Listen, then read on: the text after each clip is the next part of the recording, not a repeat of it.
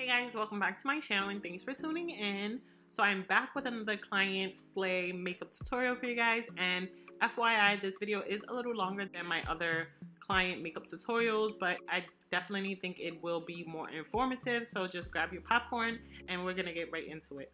So first off, as always, I'm starting off with her brows. As you guys can tell, her brows are already properly groomed, so my main focus was to just lightly shade them in.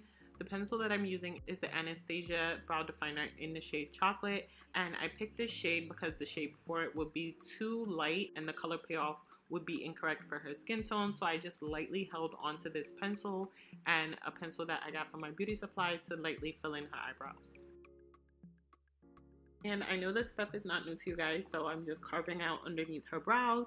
And as you guys know, I carve out the top of the brows after I do the foundation. So the brush that I'm using to carve out underneath the brows is a crown brush in the number C469. And then I went in with my PLousie eyeshadow base in the shade 0. So the color payoff for this base is basically white. So I used that because I wanted my colors to have an extra pop. So for this colorful look, of course, I'm using my Morphe 35B palette, and I'm just focusing on placing this purple shade into the area where her crease folds. The first step for this look is honestly color placement, so I'm just focusing on placing the colors in place, and then I went back into the palette and grabbed the lighter blue shade and placed that in the front area of her eyelid. And for each color, I am using a new brush, so it's not the same brush, guys. But the brush that I'm using is the Morphe M506 brush. So I had 3 of these brushes and I used 1 brush for each color. And you will see me alternate between the brushes just to blend the colors into each other to make them look gradually blended. Now I went back into the palette and grabbed that hot pink shade and basically just repeating the same steps and blowing a little bit of the hot pink shade into the purple. If you don't have the 35B palette, because I know it is discontinued, another alternative for this palette is the Juvia's Place Zulu palette, or you could also use the Huda Beauty Electric Obsessions palette. I feel like those two palettes are very similar, and you could also get a very good color payoff within those 2 color palettes. So now I went back to the brushes that I used for each color, and here you can see me using small circular motions to blend the colors upwards.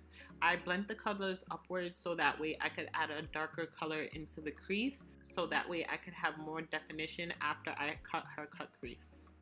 And little FYI, if you are not new to my channel, then you know I had LASIK surgery recently. This is a video that I filmed prior to having that surgery, so that is why I am wearing glasses in this video. And my hair looks a mess, but you know, we're not focused on me, we focus on this beautiful model right here, okay? So yeah, as you guys can see, I purposely left all these clips in because yes, I am still blending. Just take your time so you can end up with the results that you want. And here is where I went in with a deeper blue and a deeper purple to give her eye shape that definition in the crease area. So now to carve out her cut crease, I'm using the PLousie base, and the brush that I'm using is from Crown Brushes in the number C224, and it's basically just a flat synthetic concealer brush. So after I carve out the cut crease, I then take the brush and just pat it all over her eyelid. And this gives you a nice even surface to apply your eyeshadow colors on top of. So I went into the PLousie palette and I grabbed that white shade, and I'm focusing that white shade in the inner corner of her eye. I am also going to be placing multiple colors onto her eyelid, and the key to this also is just packing them on lightly and making sure you're blending in between the 2 colors as you go. And the Morphe 35B palette does also have a white shade, but I don't like the white shade that's in there because it's a little chalky looking. But I went back into the Morphe 35B palette and grabbed this pastel looking pink shimmer shade, and that's what I'm applying next to the white shade from the PLousie palette. And for my final color for this color block eyeshadow is going to be that same blue that I placed in her upper crease area, and basically just packing that on into the last section of her eyelid and the winged out portion. I definitely did want to keep this video as informative as possible. That's why I definitely did not chop up the eyeshadow portion of this video too much, because I wanted you guys to get a real feel of, you know, how detailed and intricate looks like these are for me. And on average, it takes me anywhere from an hour and 15 minutes to an hour and 30 minutes to complete this look. So I think it did take me a little longer because I was recording and I was trying not to be in the way like I am now. So definitely it does take a lot of time, but it's so worth it in the end. Now I'm just basically taking this white NYX liquid liner and placing this between the cut crease colors and her eyelid colors. Yes, FYI, this eyeliner does crack, but I just feel like, in my opinion, it's not that intense of a crack. I feel like it's really not a big deal, so you know, you could use it at your own risk.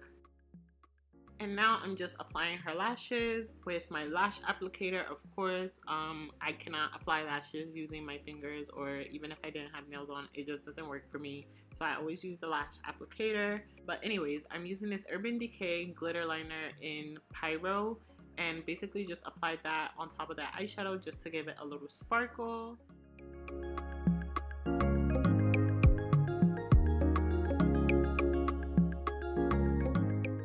So onto the face, I'm just moisturizing her skin right now with the Pond's moisturizing cream. She did have a little bit of dry skin, so I didn't want to put anything that will mattify her face. For her foundation, I believe I used Lancome Tint Idole foundation in the shade 470. However, I am not 100% sure if that's the foundation I used, but based on how this is looking on the screen, I believe that's the foundation I used. I can't remember because, as I said, I did pre-record this video a while back. So I went ahead and concealed her face. The concealer that I used is from the Tarte Shape Tape collection in the shade Tan Sand. And honestly, guys, I was a little hesitant to put up this video because looking back at this footage, I did kind of mess up by choosing to reverse contour her face, but in a way, it's really not a mess up. So as I blend this out, I'm just gonna further elaborate to you guys. So as you guys can see, the foundation was definitely her shade. By reverse contouring, basically, I just kept her face color the same. I don't know if you guys noticed, but her face color and her neck to her chest were not the same color. So her neck and her chest was the same color, but her face did not match those two areas. So by reverse contouring, basically I just kept her face color the same, taking away the possibility of matching her face to her neck. So when you're doing client makeup, you do want to ask your clients if they are going to be wearing open-chested clothes or if they're going to be wearing turtleneck clothes. This helps you have a better understanding of how you should proceed with your foundation matching process.